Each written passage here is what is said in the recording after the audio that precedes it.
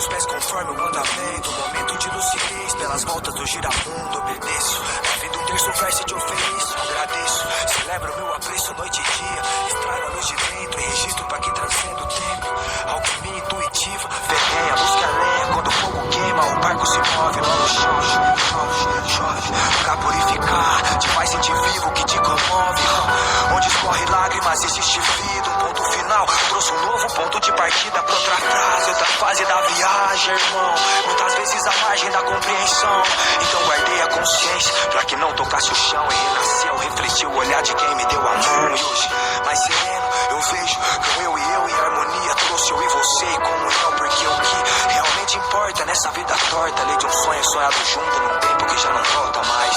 Mas ainda nos resta a memória da mais íntima glória que agora conduz meu canto. Transbordo o pranto, mas levanto o corpo acalanto de enxergar com clareza a missão de honrar nossa história.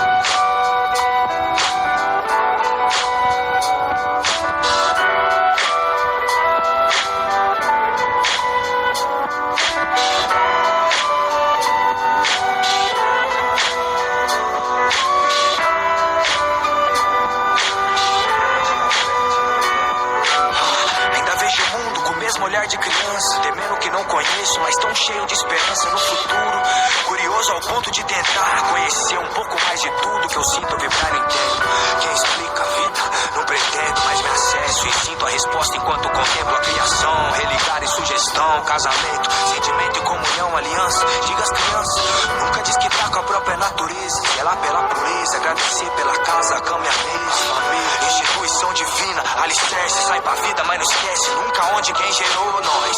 Tem a voz pra eternizar o aprendizado e o futuro pra fazer valer o passado. Aliado, sinceridade é a ciência. A verdade mora na essência da simplicidade.